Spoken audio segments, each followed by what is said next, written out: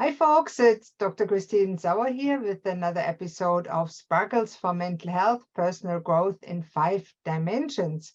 And today I'm extremely happy to have Amy Anthony on the call. Amy Anthony is a certified clinical aromatherapist and aromatic gardener. And she left her career in marketing research to pursue what's closest to her heart, which is working with plants. Wow. Welcome to the show, Amy. Thank you, doctor. I love sharing plant happiness. Plant happiness. I love that because plants can make us happy. They are part of the living universe. Now, tell us about how did you get to pivot from marketing to being an aromatherapist? What's your story? It's fun. I think this will resonate with several people. So I grew up in the Hudson Valley of New York State, and my mom is a plant person, and her mom was one. So from a young age, she had me outside weeding, because we know when you're a gardener, that's basically what you do is you weed. I was just outside playing. I was always outside and with plants. And I'll give the short version of this, but like when I was 15 years old, we moved across the state to Western New York. And one way I found solace was to be by Lake Chautauqua on the water and to be outside in the garden. And I was 15 years old and trying to learn Latin binomials, learning herbs. I planted an herb garden. So you see, like this is just part of my life. And I was miserable because we moved, when I was 15, and I was desperate to get back to the East Coast. And I was like, I'm going to move to New York City where the art is. And I got my degree in marketing and business degree, and I got the job. I had to support myself. I'm an independent woman, all that. And I did that for a long time, long enough, and I loved it, but I was always ungrounded and I was wanting. And I needed nature. I always needed plants. So the oils found me. That's how I say it. They found me, and I really paid attention to them, started to pay attention in 2012. I was like, what are these essential oils? Wow. And I was curious, I'm left brain, right brain, it's like, what are they? How do they work? And I was just buying books, and I said, I need to become certified. And I quit my corporate job around this time. And I was just obsessed. And I found lucky that the universe said, okay, there's a school that opened 3 blocks from me called the New York Institute of Aromatherapy that offered in-person certification. So I became double certified, and I was asked to teach also because I did well. And my corporate background gave me, I could public speak and all that. And put data together nicely. And this is it. The plants found me. Like I live in New York City to this day. I also spend time at Long Island. And how do you find connection to nature? And essential oils are one way. I think that's a great story. And to find connection to nature in the middle of, let's say, New York City, which is the epiphany of a concrete jungle. It is amazing. And those little things like little plants and then the oils that are made from it. That's amazing. Now, tell us a little bit about how those oils are made and how they find those plants, because people really don't know how that ends up in those bottles and that it's not just tap water. Yeah, good point. Actually, are you taking video? Is this video? Because I have a still right next to me. Yes, that is video. We'll have that show airs on YouTube and as a podcast audio. That's what I thought. So let me just get one of my little of stills. Course. I love essential oils, and look at that, a distill. Yeah. So this is one of the rudimentary alembic stills. You might have seen it at moonshiners. It does not just work for booze. Correct. So this is really exciting because this goes into the definition of what an essential oil is. Mm-hmm. When we distill aromatic plants, so we can distill non-aromatics, like I've distilled nettle before and stuff like that, but with essential oils, where the aromatic plants have this gift of A lot. We can get into the medicinal properties, but we take like lavender. This week, I just did a community distillation in New York City with lavender. We took about 2 pounds, roughly, of lavender flowering tops. And then we took those flowering tops, not the whole plant. The oil is really up in the flower. So for your guests, if you're curious and you want to know if something has essential oil in it, you can like take spearmint and crush the leaf, and you'll like feel and smell that. And essential oils come from these plants, and they have to withstand the distillation process. So jasmine, you can't get an essential oil. There's some things that smell, but they can't hold up to this process. So if you put the plant material in here, then you assemble the still, and then you seal all the joints. And in here, we'll put water, and then the plant material, and then we'll seal those joints and apply heat. So guess what happens, right? Steam is created, and on that steam, the steam on heat will burst open the parts, the glands and the ducts that hold the essential oil in the plant. The plant contains these. The plant protects itself, rightly, from the oils, because they're a defense mechanism that's part of what an oil is. So then the steam comes over this gooseneck, and that's attached to this condensing unit. And then how does the oil get separated from, the steam? What happens is you have this coil, this serpentine coil that the steam goes through. And in this part, there's a water bath cooling this. So when that hot steam gets shocked by that cold, the essential oil separates. So we get this oil that floats on top generally, like clove goes to the bottom and stuff, but goes on top. And then there's also this fabulous water called hydrosol, or the hydrolat, which is forever changed water, which has its own properties. So people might wonder, what is that, Amy? And my response is always, do you know what rose water is? People say yes. So that's the forever changed water when rose is distilled.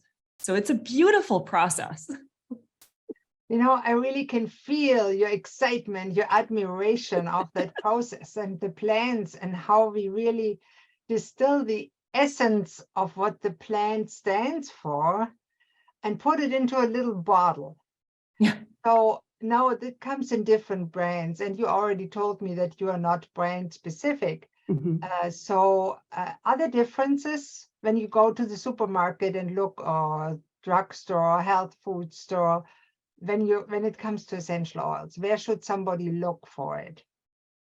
That's a great question, and it's not fair to give this answer, but it is the answer I give. You have to do the work, and if you can afford it, spend the money to do a compare and contrast. Because if you can get your hands on an artisanally distilled essential oil, it could make you cry in a good way. It will touch you. And when you smell those oils, let me backtrack. Let's say you go to the drugstore and you can get a perfectly good oil. Let's say, and here in the United States, we have a brand called Now that you can find pretty available. And if you buy that, and then you can do a little digging on the internet and maybe find like an artisanal distiller in Canada or the US, and you could buy a sample of their oil. And all you have to do is sit down and smell the more generic, the more commercial brand, and then you smell that artisanal. Yeah. And you can smell the love, because it goes back to the plant and where did it grow, where its needs tended to. Many essential oil bearing plants thrive on neglect. That's part of their thing. How is it harvested? When people look to distill oils for production, they have a production quota. They want to get as much oil out as possible. So when you know that you could get oil between 30 minutes and 90 minutes, but then there's poetry after that, someone that's distilling for production will pump out that oil and treat it harshly. Maybe the heat's a little too, it's high. It's not lovingly coaxed out. So, you pick your battles. Yes, you can go buy the lavender from the drugstore. It's going to be perfectly fine. But will it have that poetry? No.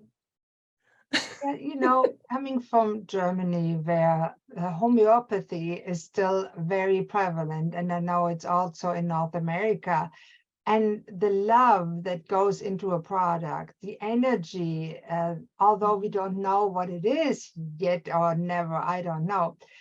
It does make a difference for humans because in the end, we are energetic beings. We are not just an assembly of chemical formulas, like what some people make us believe.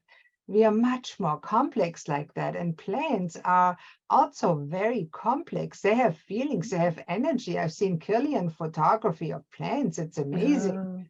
Oh, yeah. So Yeah. that's a little bit about how we can use those wonderful substances that nature provided us with for our benefit. And specifically, the show is about mental health. And you also already said an artisanal essential oil can make you cry in a good way. Now, what do the people do that currently cry in a bad way? They may be Mm. depressed or anxious, nervous. What can they do with aromatherapy to help themselves? Yeah. So um part of it is like aromatherapy. We work specifically with genuine, authentic essential oils.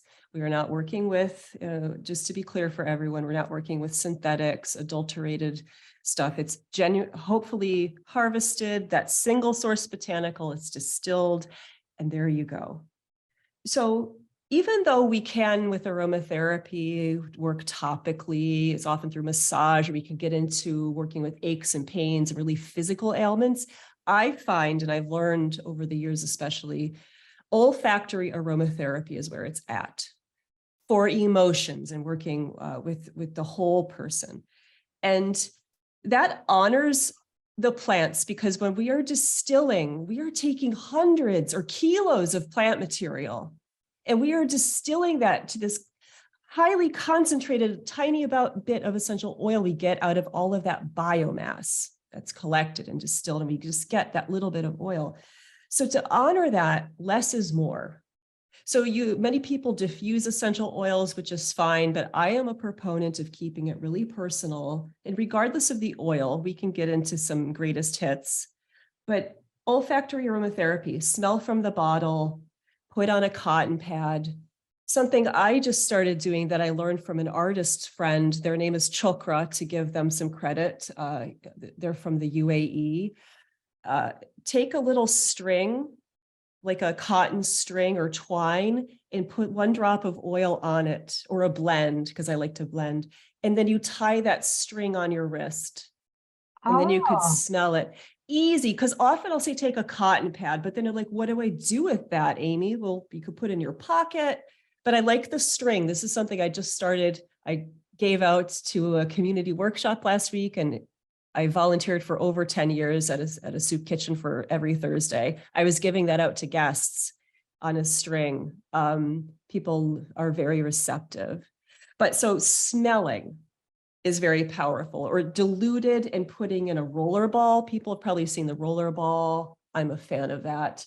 Or the aromatic spritzer, a spray bottle with uh-huh. essential oils. So, but smelling, I could pause, I could go on forever. You So if know, you, I just have to say something. As a neuroscientist, I've learned one thing, that the sense of smell is one of the most basic and most archaic senses in evolution. And it's the only sense where the nerves go directly to the limbic system without any ganglia, without any translation in between. yeah, So smell influences your emotions directly. yes, And that may be one of the mechanisms why essential oils are still so popular, although conventional science says it's just, I don't know what they're saying. I forget about that because I don't want to smear them. They don't know much about it. But I love that you do. And I want to know more about how they work. I mean, many people know, oh, when you can't sleep, just put a little lavender on your pillow. Does it work? it does. And on that note, I just have to say this to share. It's really important. if you do hear, let's say a genuine, authentic lavandula angustifolia is great. 1 or 2 drops on your pillow or a spray mist is nice. But sometimes it can have the adverse effect on somebody depending on their neurology. And also more doesn't mean better. More essential oil could be really irritating. I'll say it like clogs you up. It could be incredibly overpowering. But another thing is if someone says lavender is the way to go and you had a memory association with that and you're not ready to work through that, don't go to the lavender. There are so many other beautiful oils to help with sleep.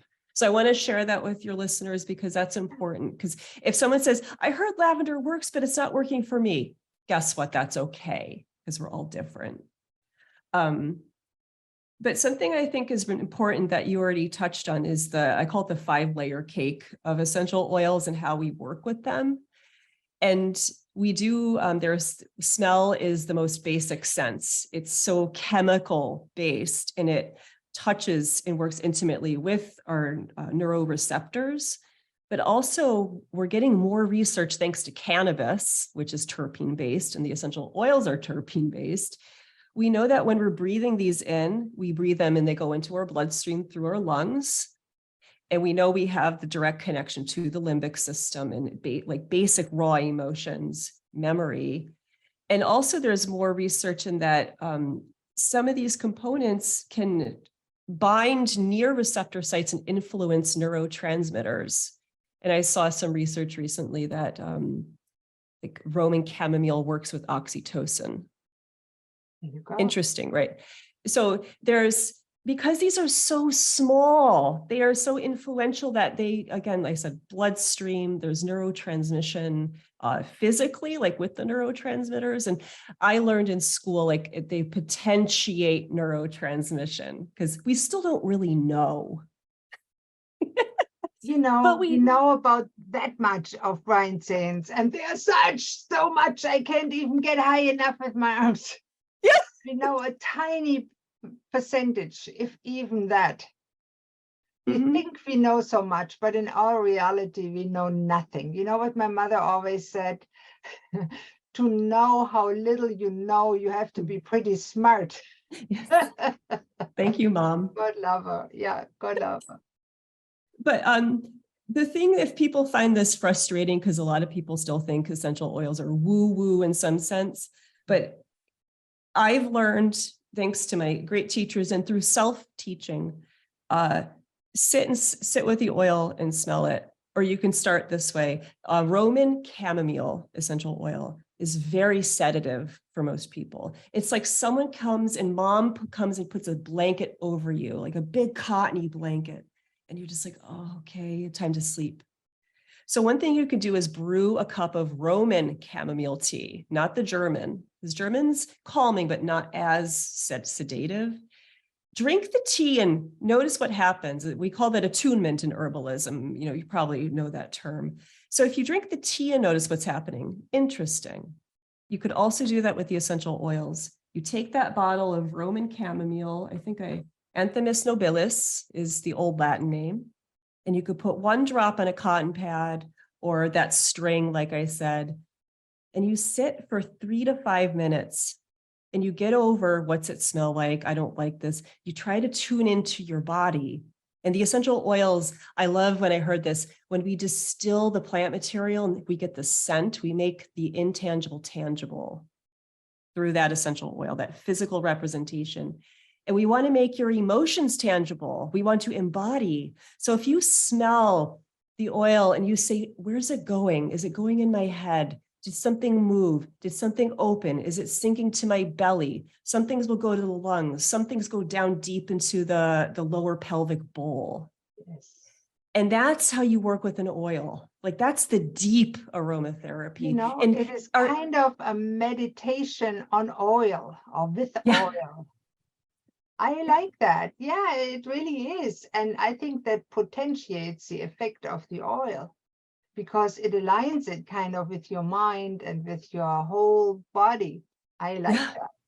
Yeah, you said that so beautifully because it is, essential oils bring us to the present moment because it's scent, it's chemical based, right? And this is all chemistry, biochemistry, right? And we're trying not to think, we're paying attention to ourselves, the body. And a lot of this, I loved when I was teaching aromatherapy certification. Unfortunately, the school dissolved in 2020.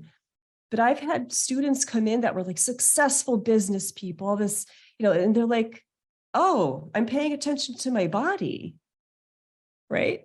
Because we don't pay it. We're often in the mind, right? So your podcast is a lot about mental health. So this is a way to help with mental health. Absolutely. Yeah. Oh, what other oils are helpful in that area? What should somebody try? Say they feel stressed out. Let's just start at the basics. Most people nowadays feel stressed, overwhelmed, distracted. I mean, the social media that comes on, everything is faster than ChatGPT and artificial intelligence. We all are on the hamster wheel of rat race of trying something more and more and more and more and overwhelming everybody else as we are getting overwhelmed too. What can essential oils do to reduce that stress? Yeah, so if I could share some oils in a framework for thinking of them, which I have to give a shout out to my teachers, my two core teachers, Jade Schutz and Amy Galper. But this is something called plant morphology. So instead of the what's good for what kind of mentality, you can start to look at like roots for rooting. And in your life, in aromatherapy, one of the most well-known would be vetiver. And many people have heard of that through perfumery and stuff like that. Another one that's herbal that's kind of stinky that people don't like is valerian. There's also spikenard. Yeah, thank you. We should love all the plants and work with them and not be like, I don't like that. I hear that from my clients. I say, try some chamomile tea. Oh, I don't like herbal teas. What do you like? Diet Pepsi? I like it too. I still drink herbal tea.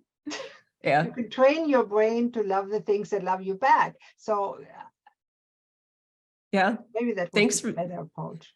Thanks for saying that. But yeah, it's like give the plant a chance and take its chemical messages and how they resonate with you. But so that like rooting, grounding oils, a lot of the roots, one thing that's interesting, I pulled out from my collection, ginger.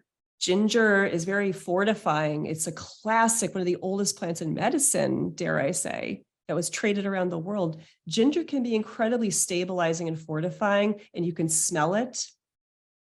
And my hint, try to get fresh ginger, not the dry ginger that's distilled. It's a different animal. But that can be motivating and grounding at the same time. The vetiver root oil, it even in India, the root itself is worked within the hot months to cool and create screens. And when I smell it, when I'm presenting and I'll have oil vetiver to share with people, I will smell the vetiver and it grounds me on the spot. It centers me and it really calms me down through smell. It's really powerful. I was talking about plant morphology, but I mean, there's so many ways you can go, like flowers, the essential oils from flowers. If you need that heart-centered nature, which actually can go into sensuality and supporting your sensual self, and you need a bit of elation, jasmine is a classic. Neroli, that's from the bitter orange tree, the orange flower. Lots of research on anti-anxiety, depression, working with it, and through scent. Ylang, which is similar to jasmine. It's much more affordable. Helps you settle in. And I always think it's like water and languid and just feeling kind of, if you could just see me on your video, it's just like totally chills you out. Makes you feel a little in your body. And I'm giving a bunch of different oils. And some people might say, that's not for me. And guess what? That's fine. You're going to find another oil. So it's helpful if you can go to a store or get a place to sample these in some way. If you live in especially a metropolitan area, to smell them and be like, I want to get to know you more. But I want to share, to make it real easy, citrus. Most people can really get help from lemon, grapefruit, mandarin, lime. And many people resonate with those and bring smiles to their faces. And the oils are generally, like, especially lemon and lime, energizing. Mandarin can be a little sedative, just slightly. Really great with children because it's such a gentle oil. But the citruses are fabulous. I mean, there's so many more oils. You're in Canada. I'm in the New York area. The conifer trees, those terrible fires that have been happening, but hemlock, spruce, Scots pine, uplifting, opening, expansive, and helps with breath. So there's so many oils. It's just kind of exploring. And there's so many more to share, like 2 more. I just have to share this. Like foundational grounding, or balancing oils. If you want to be even Steven. Yeah. Rose geranium is a classic. Pelargonium graveolens is one of the more common ones, the Latin name. And I find Palmarosa, Sympopogon martinii, that's related to lemongrass. I find those to be incredibly even Steven oils. Kind of brings you to a balance. They're not sleepy. They don't bring you up to a high like peppermint might or lemon. They're like, and cedarwood too is another even Steven oil. Wow. I can see you teach a whole course about it. You know so much about that topic. I think most people that talk about that topic do not know a percentage of what you know, and that wealth of knowledge, of course, reflects in your services. Now, let me ask you before we get there, why do you really think that people live these days so stressed, overwhelmed, and feeling sad and alone? And how can we help with essential oils, aromatherapy? But that's a really, I'll say it's a personal question. It's a cultural question, because I look at my family and, I grew up with just my parents moved away because for a job. My dad got a great job, and it was my parents and my sister and I. We were kind of isolated. You had to like find a new community. I was 3 years old at the time, but that is something our culture has it. So we're always moving around for the job and the money. And like we're lacking community. And years ago, there was a book written called Bowling Alone that was really influential in the 90s. I think that was already noticing culturally, what are we doing? We've lost our associations. We've lost our affiliations. So how do we find that? And essential oils can be a way. So maybe you can find a community garden or find a group of like-minded people to be with plants and start to get, maybe it's cooking. But how can you find connection? And the plants are a way to connect. And maybe that's a way, because we as humans need humans. And I'm an introvert. I'm a big introvert. I do so well alone, but I know I need to connect with people in some way. And the oils help me do that. But I think I answered your question. It's a fundamental belief. I look at my family and the way we have operated, and everyone's moving around. I've met so many friends that have come and gone in my life because they live in New York City, and then they move away again, and then they go and have children, and they have no one but their immediate family. It's so heartbreaking. So how can we find connection? So like I said, you could go to the oils and try to find an ally. A lot of people talk in that way. Find an ally or two that you're like, wow, I find I really resonate with citronella plant that I planted and the spearmint plant that I planted, and I want those essential oils in my life. And you can turn to them. I'm going to using language I thank all my teachers and friends. You can use them to anchor yourself, to say, oh, I know spearmint makes me happy for whatever reason. So maybe you're going to smell spearmint oil, and use that as a connector. And every time you think of that plant or that oil, you smile. Yeah. Right? And we know when we smile, we're changing our chemistry through smiling. So it instills a sense of joy and also a sense of gratitude, because when you're gardening and you create something that's healing, wow, you're not just grateful to nature to provide us with that, but also to the person that taught you that and helps you to do that, and that you can gift it to or sell it to if you need to make money with that, which most of us do these days. Yeah. Now, let me ask you, many people think about maybe becoming an aromatherapy practitioner and procrastinate about it. Can plants help them not to procrastinate, or what should they do? Oh, it's that thing of my weakness is if I don't write it down, I don't do it. So if you're like me, write it down and go for it. But Put get it in those your calendar. For me, it Yes. doesn't exist if it's not on my calendar. I am the same way. I make appointments to do things literally, and I have a to-do list, this ongoing to-do list.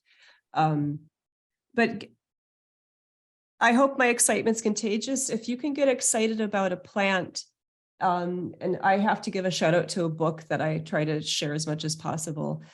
If you're interested in aromatherapy and want to learn more, I have to give a shout out to, in Canada, there's a CFA, Canadian Federation of Aromatherapists. You could go to their website, look for aromatherapy practitioners by you, usage guidelines, schools that the CFA supports, because the CFA will create guidelines that, and if you want to register with the CFA, you need to teach what the CFA says. This is the standard. In the United States, we have the National Association for Holistic Aromatherapy. You can go on there and get which schools are affiliated with NAHA. What are their education standards? I currently am the New York State representative for the Alliance of International Aromatherapists. So we have friends, we try to be very global within that. So that's just 3 organizations that are people that care about aromatherapy. They set the standards. We want to elevate this practice. Please go to those websites. They are a resource. See, I could just talk and share so much. No, I think to refocus that, because you're such a great resource on that topic. If somebody says, wow, I like what Amy says, she knows her thing, and I like her way to approach aromatherapy generally. How can they find you, or what can they do with you, together with you? Oh, thank you. Again, I'm an introvert, so it's hard to toot your own horn, but please find my website, nycaromatica.com. I have several free and pay what you wish classes. I'm always trying to add to that content of how to diffuse essential oils, how to make an herbal oil, how to make an herbal tea, because that's all part of aromatherapy. I have a class on the lavenders and lavender essential oil. So I have free videos, I call them plant talk, get to know a plant with me out in Long Island with my garden, and I share poetry. I also have a podcast, Essential Aromatica. But if you want to get in the weeds with me, I do offer one-on-one. I do it virtually, but I prefer in person. I give one-on-one education if you want to sign up with me. And I do only, honestly, I really prefer in person because the oils are so visceral. I do one-on-one aromatherapy. To my aromatherapy. camera, I would. Everybody who listens, please smell your microphone, smell your headphone. But again, I offer private education. I don't offer certification. I see myself as a stepping stone. If you're like, I'm curious, I'm your stepping stone. But I do one-on-one private hourly sessions. You can sign up with me, or yeah, I think for somebody that struggles with a certain issue and wants to try aromatherapy and does really have no idea which plant would be suitable, so they could go to your website and say, hey, let's have a look. If book a session with Amy and see if she can help me how to get started right, so I don't waste my money on 200 different aromatherapy things when I really only have to try maybe 5 or 6 to get to one that I really like and that actually helps me. Yeah, thanks for saying that. And I'm going to quote an American herbalist named James Green, but many herbalists will say this: if you can know 10 plants really well, that's all you need. And I'm a proponent of the world has its aromatics. Just because we know frankincense is so special, it doesn't mean we have to work with frankincense. I like to work, I'm getting to know Eastern red cedar really well. That's a lifelong journey. There's a native here called sweet fern that grows in this like Connecticut coastal area up into Canada, actually. It might be growing by you. Beautiful aromatic that I've been working with. So nature provides us what we need. So I'm on a tangent, but yes, you can find 5 oils that can align with you. No, that's wonderful. Well, thank you so much, Amy, for being on the show. It was a pleasure to tap into your wealth of knowledge and bring it a little bit closer to my audience that mental health is not just something that you address with talk, but there's actually tangible natural resources like essential oils that can really make a difference if you use them the right way. And I love that you helped bring that to the world. So thank you. Thank you very much. Thank you, doctor. This is really nice to spend time with you. Thanks for having me. Thank you very much. And make sure I will put your links under the video and in the show notes, of course. And this was another episode of Sparkle for Mental Health. Make sure to subscribe and tune in to the next episode. Bye-bye. When you combine modern science, ancient wisdom, nature experience, and love, magic happens. I'm Dr. Christine Sauer, physician, naturopath, coach, human. It feels like magic to my clients when their lives are transformed through the skilled combination of natural and human sciences, ancient philosophies, and caring human-to-human interaction. Discover this kind of modern wizardry and let's prepare powerful healing potions together. Come and enter our wonderful world of wellness.